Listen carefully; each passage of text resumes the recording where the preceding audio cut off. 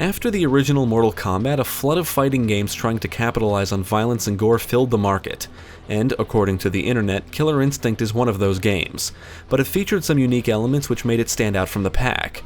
Developed by Rare and published by Midway, Killer Instinct was released as an arcade game in October 1994. It was ported to the Super Nintendo and Game Boy in 1995. For this review, I played the arcade or classic version on Xbox One.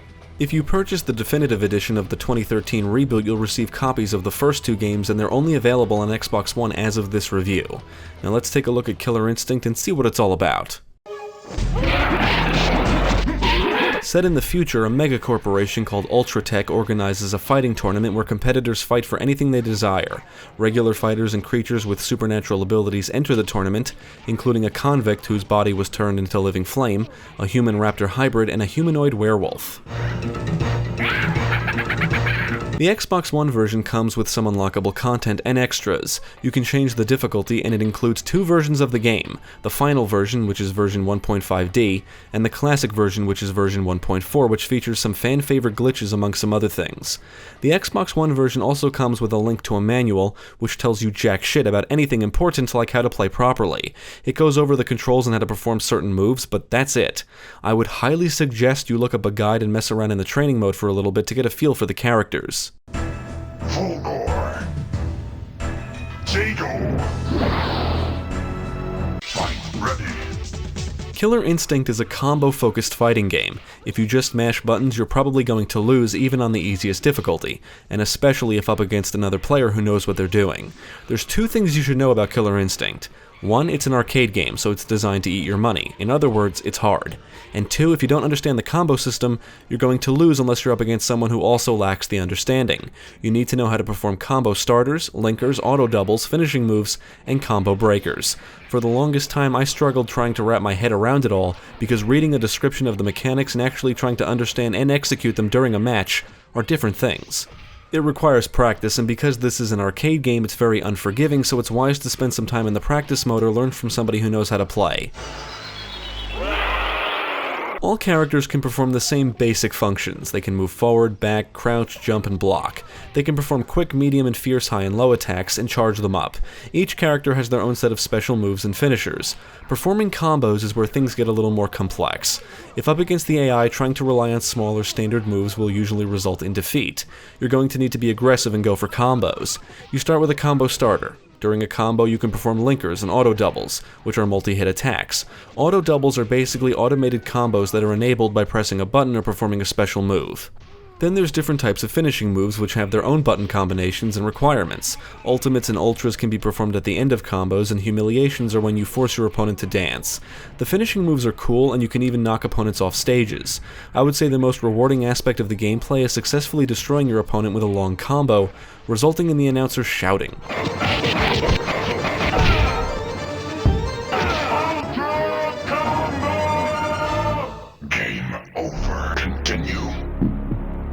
If caught in a combo, you can break out of it by performing a combo breaker during the linker or auto stages. You can break the auto stage of a combo by performing a move at a strength lower than the combo itself. For example, quick moves will break medium combos. Performing combo breakers can be quite difficult. It's all about proper timing, and each character requires a different set of inputs to perform one. If you're a newcomer, there's a good chance you'll be caught in a lot of them, so you'll have plenty of opportunities to practice.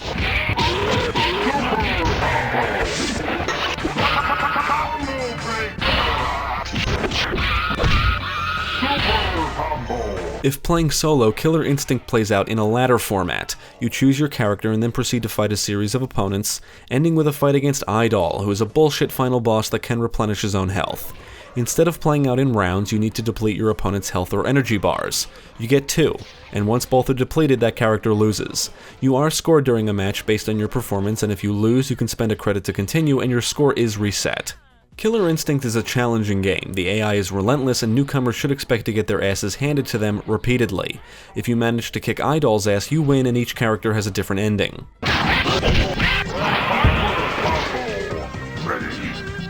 In 1994, Killer Instinct was a good-looking game. The digitized characters are animated well, the stages are detailed, the presentation is colorful, and the future setting and variety of characters and stages gives the game a unique personality.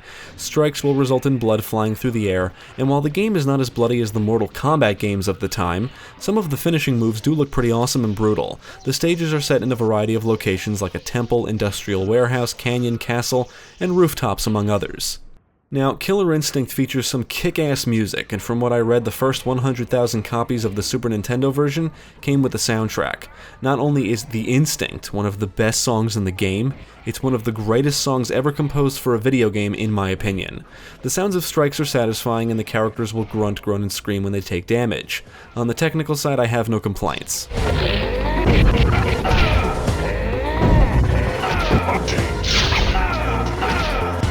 Killer Instinct is a fun game, but I would be lying if I said it's not frustrating. It's frustrating if you don't know what you're doing. I expect arcade games like this to be hard. I'm just disappointed that this port doesn't provide any information on how to play the game properly.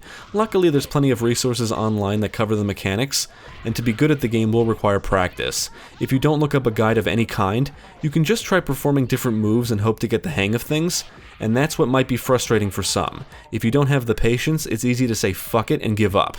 There's more to the fighting than just trying to land standard or special moves. The combo system is what makes this game unique, and that's what you need to learn. It can become addictive once you get the hang of it. Landing a long combo is rewarding, and listening to the announcer scream Ultra Combo at the top of his lungs only makes it more enjoyable. If playing solo, the AI can be challenging, but luckily you can continue to play even after being defeated without spending any real money.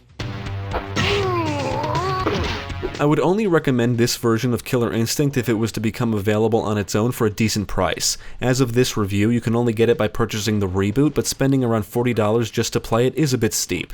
However, the reboot is certainly worth it. Killer Instinct is where it all started, but the sequels are more accessible, which is why I would say check those out and avoid this one if you're looking to get into the series for the first time. Killer Instinct can be very frustrating for newcomers, and the mechanics were expanded for the better in the sequels.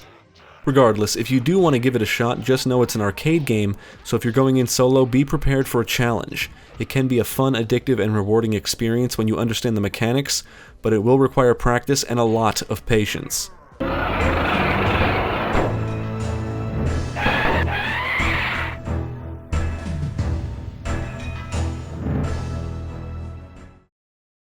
Thank you for watching. If you enjoyed this video, check out the rest of our channel, follow us at the links below, and you can also support us on Patreon.